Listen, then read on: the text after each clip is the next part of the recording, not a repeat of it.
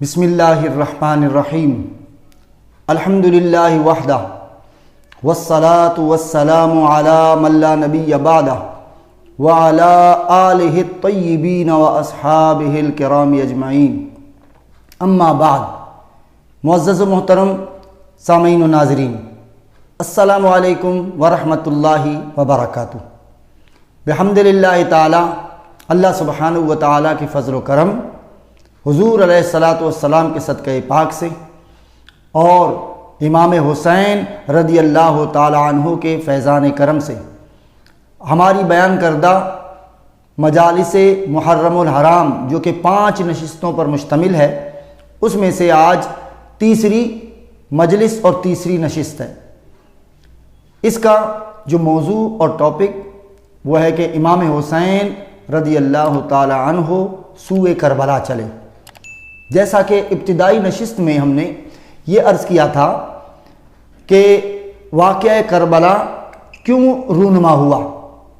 اب سوال یہ ہے کہ امام حسین رضی اللہ تعالی عنہ سوئے کربلا کیوں چلے۔ اصل میں ناظرین کرام، ابتدا ہی میں ہم یہ بات واضح کرنا چاہتے ہیں کہ امام حسین رضی اللہ تعالی عنہ جو سوئے کربلا چلے یا واقعہ اور سانحہ کربلا جو بپا ہوا، اس میں امام حسین رضی اللہ تعالی عنہ کا کوئی کردار نہیں۔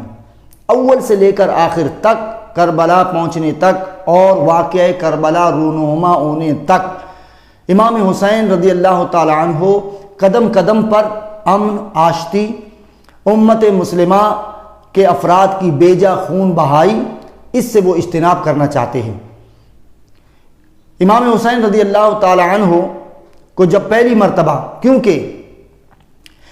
جناب امیر معاویہ رضی اللہ تعالی عنہ کا وصال 22 رجب المرجب سن 60 ہجری کو ہوا، پھر اس کے بعد یزید پلید تخت خلافت پر بیٹھا اور وہ حاکم بن گیا۔ اور پہلی نشست میں ہم نے حضور علیہ الصلاۃ والسلام کی حدیث بھی آپ کی گوش گزار کی تھی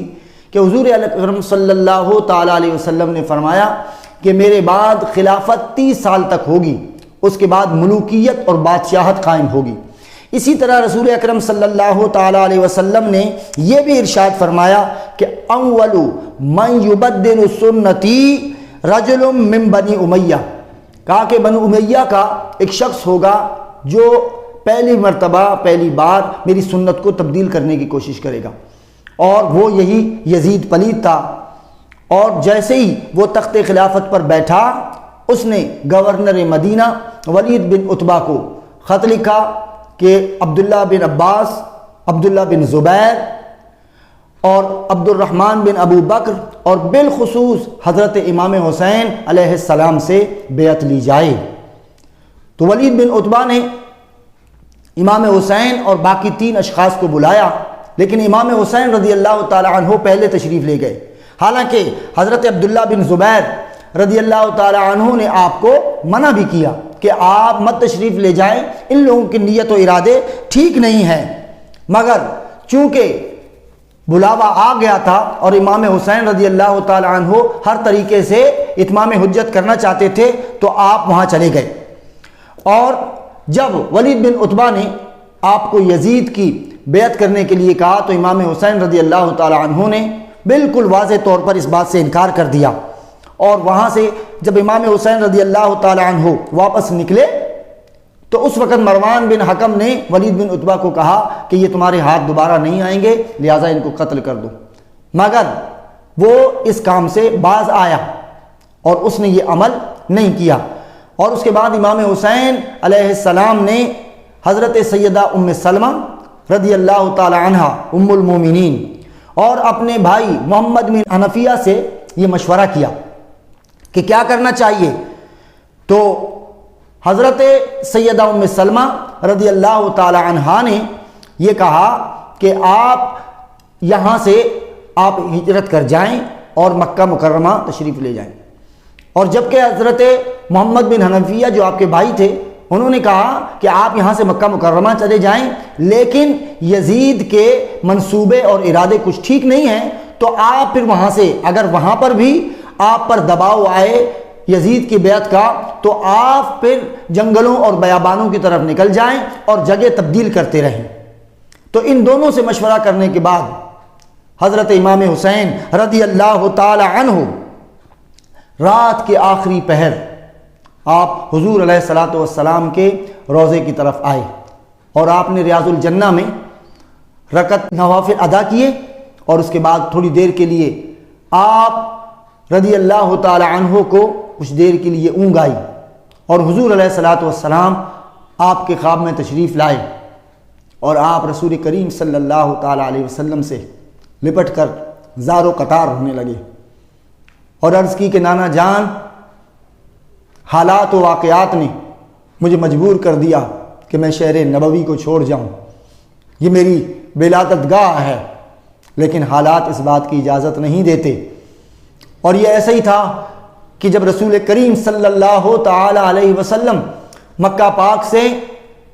کفار قریش کی مظالم کے سبب اور اللہ سبحانہ و تعالیٰ کے امر اور حکم پر مکہ سے ہجرت کر رہے تھے، تو آپ بھی پلٹ پلٹ کر دیکھتے تھے اور عرض کرتے تھے مولا یہ میری جائے پیدائش ہے، میں مکہ سے بہت پیار کرتا ہوں، لیکن یہاں کے لوگ مجھے رہنے نہیں دیتے۔ بالکل یہی کیفیت حضرت امام حسین رضی اللہ تعالی عنہ کی تھی، اور حضور علیہ الصلاۃ والسلام نے امام حسین کو اپنے آغوش میں لیا، سینے سے لگایا اور کہا بیٹا حسین تمہیں پریشان ہونے کی ضرورت نہیں ہے، اور یاد رکھو کہ عنقریب تمہیں خاک و خون میں نہلایا جائے گا، تمہارا خون بہایا جائے گا، اور تم بہت جلد اپنے ماں باپ سے جنت میں ملاقات کرو گے۔ اور پھر امام حسین رضی اللہ تعالی عنہ 27 رجب المرجب سن 60 ہجری اتوار کے دن مکہ مکرمہ کی طرف روانہ ہوئے، اور مکہ مکرمہ میں پہنچتے ہی پھر کوفیوں کے خطوط آپ کی طرف آنے لگے، اور وہ سینکڑوں کی تعداد میں خطوط جمع ہو گئے۔ حضرت مسلم بن عقیل کو امام حسین رضی اللہ تعالی عنہ نے اپنا سفیر اور اپنا نمائندہ بنا کر بھیجا، اور آپ کوفہ چلے گئے، اور وہاں پر پھر ایک روایت کے مطابق 40,000 افراد نے جناب حضرت مسلم بن عقیل رضی اللہ تعالی عنہ کے ہاتھ پر بیعت کی، اور یہ ایک نامہ اور ایک خط لکھ کر امام حسین علیہ السلام کی طرف بھیجا۔ امام حسین رضی اللہ تعالی عنہ نے حج کا احرام باندھا، حج تمتع کا، لیکن یزید نے 30 جاسوس بھیج دیے تھے، اور امام حسین رضی اللہ تعالی عنہ کو اس کا علم ہو گیا، تو امام حسین رضی اللہ تعالی عنہ نے اپنے حج تمتع کو عمرے میں تبدیل کر دیا، اور عمرہ کر کے آپ وہاں سے نکل گئے۔ حالانکہ 12 ذیقعد کو آپ کا امام مسلم بن عقیل کا خط مل چکا تھا، اور راستے میں جاتے ہوئے حضرت مسلم بن عقیل کی شہادت کی خبر بھی آپ کو مل گئی تھی۔ میں پھر دوہرا دیتا ہوں سامعین و ناظرین کہ امام حسین رضی اللہ تعالی عنہ کا اگر جنگ کا ارادہ ہوتا یا حکومت کے خلاف آپ کے جارحانہ عزائم ہوتے، تو آپ پھر مسلم بن عقیل کی شہادت کی خبر اپنے ساتھیوں کو دے کر یہ نہ کہتے کہ حالات اب وہاں کے تبدیل ہو چکے ہیں، جس کو یہاں سے لوٹنا ہے وہ لوٹ جائے، ایسا کبھی بھی نہیں کہتے۔ لیکن امام حسین رضی اللہ تعالی عنہ نے اپنے تمام ساتھیوں کو یہ بات کہی کہ مسلم بن عقیل وہاں شہید کر دیے گئے ہیں، اب حالات تبدیل ہو گئے ہیں، اب جس کو جو چاہتا ہے وہ مجھے چھوڑ کر یہیں سے واپس چلا جائے۔ لیکن ساتھیوں نے آپ کا ساتھ چھوڑنے سے انکار کر دیا، اور اصحاب کبار جیسے ہم نے عرض کیا عبداللہ بن زبیر، حضرت عبداللہ بن عباس اور حضرت عبد الرحمن بن ابو بکر، ان تمام لوگوں نے، حضرت عبداللہ ابن عمر رضی اللہ تعالی عنہ، امام حسین کو کہہ چکے تھے کہ آپ کوفہ نہ جائیں، کیونکہ اہل کوفہ نے آپ کے والد گرامی حضرت مولا علی کے ساتھ بھی وفا نہیں کی۔ کوفی لا یوفی، وہ اپنے عہدوں کو وفا کرنے والے لوگ نہیں ہیں۔ لیکن امام حسین رضی اللہ تعالی عنہ نے کہا کہ میں کوفہ کی طرف جاتے ہوئے اپنے نانا کے حکم کی تعمیل کر رہا ہوں، اس لیے کہ میں وہاں جاؤں گا، کیونکہ میرے نانا نے مجھ سے کہا تھا کہ تمہیں ایک وقت آئے گا کہ مقام کربلا میں تمہیں قتل کر دیا جائے گا، شہید کر دیا جائے گا، تو مجھے قضاء و قدر کے احکام کے نفاذ کے لیے اپنا کردار ادا کرنا ہے، اور اپنے نانا سے کیا ہوا وعدہ وفا کرنا ہے۔ اور آپ پھر وہاں سے عازم سفر ہوئے، مقام بیدا پر آ کر حر آپ سے ملاقات ہوئی، اور حر نے آپ کا محاصرہ کر لیا، اور حر نے آپ کا محاصرہ کر کے کہا اب آپ کو آگے نہیں جانے دیا جائے گا، یعنی گویا وہ یہ چاہتا تھا کہ آپ کو اب گرفتار کر لیا جائے گا۔ اس وقت حر اور اس کے لشکر کے پاس پانی ختم ہو گیا، اور امام حسین رضی اللہ تعالی عنہ نے، یہ وہی لوگ تھے، وہی یزیدی تھے جو آگے جا کر امام حسین اور ان کے خانوادے پر پانی بند کر دیتے ہیں، لیکن امام حسین رضی اللہ تعالی عنہ نے حر کے جو سپاہی تھے ان کا جو پانی ختم ہو گیا تھا، امام حسین نے اپنے پاس سے ان سب کو پانی پلایا، حتیٰ کہ علی بن طمعان کو امام حسین علیہ السلام نے اپنے ہاتھوں سے پانی پلایا۔ اور اس کے بعد جب نماز کا وقت ہوا تو حضرت امام حسین علیہ السلام نے حر کو کہا کہ آپ اپنی نماز پڑھیں گے یا میرے ساتھ نماز پڑھیں گے؟ تو اس وقت حر نے کہا نماز تو آپ کے ساتھ پڑھیں گے لیکن ساتھ جو ہے یزید کا دیں گے۔ اب بات یہ ہے کہ ہم دین کی بات تو کرتے ہیں لیکن یزیدی کردار کے حامل لوگوں کی حمایت بھی کرتے ہیں۔ نمازیں ہم اللہ اور اس کے رسول کے دین کے لیے اور اللہ کے لیے پڑھتے ہیں، لیکن بد کردار اور بدخماش لوگوں کی حمایت بھی کرتے ہیں اور ان کو اپنے سر پر مسلط بھی کرتے ہیں۔ لیکن امام حسین رضی اللہ تعالی عنہ نے ایسا نہیں کیا، اور 3 دن مقام بیدہ پر یہ ساری گفت و شنید چلتی رہی۔ حالانکہ اس وقت بھی سامعین و ناظرین پھر ریپیٹڈلی ہم یہ بات عرض کر دینا چاہتے ہیں، اس وقت آپ کے ساتھیوں نے کہا کہ یہ لوگ کم افراد ہیں اور پیچھے سے عنقریب ان کے سپاہی ان سے آن ملیں گے، ابھی یہ کم افراد میں ہیں، ابھی ان کا مقابلہ کر کے ان کا قلع کما کیا جائے۔ لیکن امام حسین رضی اللہ تعالی عنہ نے فرمایا کہ میں امت کے افراد کا خون نہیں بہانا چاہتا، اور آپ نے اس بات سے مکمل طور پر انکار کیا۔ اور پھر حر کو کہا کہ بھئی ہم تو یہاں سے جائیں گے، تم چاہے جو بھی کر لو۔ تو پھر وہاں سے حضرت امام حسین رضی اللہ تعالی عنہ نکلے اور مقام بیدہ سے، بعض روایت کے مطابق مقام بیدہ سے کربلا 150 کلومیٹر ہے، لیکن آپ پھر چلے، لیکن حر آپ کے پیچھے پیچھے چلا، وہ چاہتا تھا کہ آپ کو اسی طور پر نکلنے نہ دے، لیکن حر کے سپاہی کم تھے۔ امام حسین رضی اللہ تعالی عنہ 3 محرم الحرام کو آپ، ویسے تو 2 محرم الحرام کو آپ کربلا کے اندر پہنچ گئے، اور 3 محرم الحرام کو عمرو بن سعد جو تھا وہ اپنا لشکر لے کر 4000 افراد کا لشکر لے کر وہاں پہنچ گیا، اور پورا میدان کربلا سواروں اور پیادوں سے بھر گیا۔ اور امام حسین علیہ السلام نے اس وقت بھی امن پسندی کا مظاہرہ کرتے ہوئے عمرو بن سعد کے سامنے 3 شرائط رکھیں۔ پہلی یہ کہ میں جہاں سے آیا ہوں مجھے لوٹ جانے دیا جائے، دوسری یہ کہ مجھے سرحدوں کی طرف نکلنے کے لیے چھوڑ دیا جائے اور میں وہاں سرحدوں کے پار جا کر وہاں کفار سے لڑائی کروں گا، وہاں جہاد کروں گا، اور تیسرا یہ کہ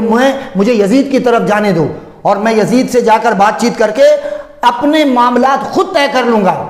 اور عمرو بن سعد، تاریخ بڑی بڑی ہے، یہ کافی طویل بات ہے، عمرو بن سعد تو اس بات پر رضامند ہوا، لیکن شمر ذی الجوشن نے اس کے کان بھرے اور پھر وہ انکاری ہو گیا۔ اور امام علی مقام رضی اللہ تعالی عنہ نے پھر مزید اتمام حجت کے طور پر ان کے سامنے ایک خطبہ ارشاد فرمایا اور کہا کہ تم آخر مجھے پہچانتے بھی ہو کہ میں محمد عربی صلی اللہ تعالی علیہ وسلم کا نواسا ہوں، سیدہ کائنات سیدہ فاطمہ الزہرا رضی اللہ تعالی عنہا کا بیٹا ہوں، اور مولا کائنات مولا علی شیر خدا رضی اللہ تعالی عنہ کا نور نظر اور جگر گوشہ ہوں۔ لیکن ان کی آنکھوں پر تو بس ایک پٹی ہی چڑھی ہوئی تھی، وہ کسی طور پر کہا کہ بھئی میں نے کیا کیا ہے، آپ یہ بتائیں، کیا میں نے قتل کیا، کیا میں نے حکومت کے خلاف کوئی کارروائی کی، کیا میں نے کسی کا مال غصب کیا، کسی کا حق طلب کیا، کسی کا حق مارا،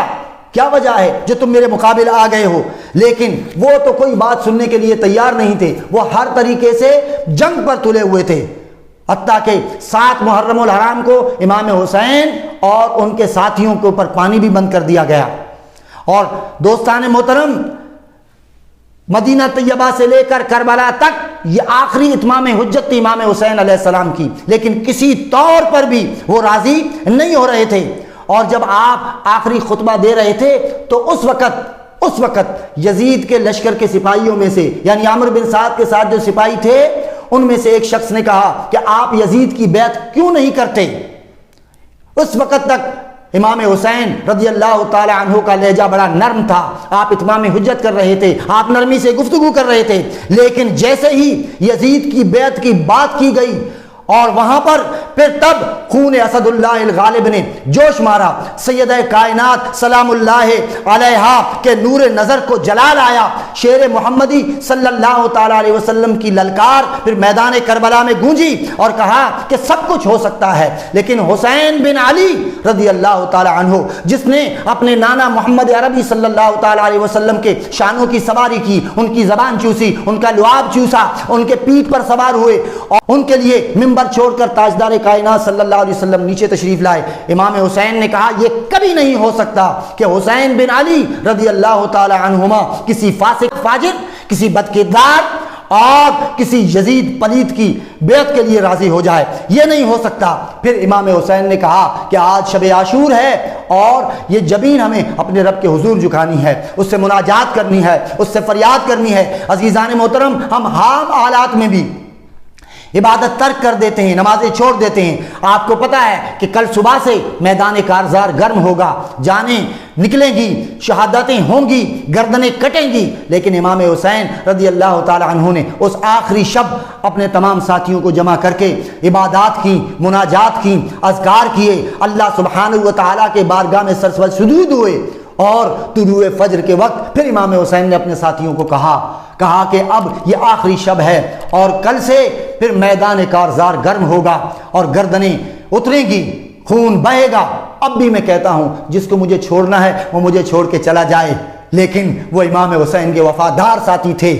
انہوں نے کہا کہ یہ وقت ہے آپ کو چھوڑنے کا، نہیں، یہ وقت آپ کا ساتھ نبھانے کا ہے۔ اگر اس وقت ہم نے آپ کا ساتھ چھوڑ دیا تو کل اپنے آقا و مولا محمد عربی صلی اللہ تعالی علیہ وسلم کو کیا منہ دکھائیں گے؟ اللہ سبحانہ و تعالیٰ کے حضور کیسے پیش ہوں گے؟ اگر اے حسین، اگر آپ کی جان جانا ہے تو سب سے پہلے ہم اپنی جانیں آپ پر قربان کریں گے۔ تو امام حسین رضی اللہ تعالی عنہ نے ان کے اس جذبے کو سراہا اور امام حسین اس طرح مدینہ طیبہ سے کربلا تک پہنچے، یعنی سوئے کربلا چلے، اب کربلا پہنچے۔ اب میدان کربلا میں شہادتیں ہوئیں، وہ شہادتیں کس طرح ہوئیں یہ ہمارا اگلا موضوع ہے۔ انشاءاللہ اگلی نشست میں میدان کربلا کی شہادتیں بیان کی جائیں گی۔ وآخر دعوانا ان الحمدللہ رب العالمین۔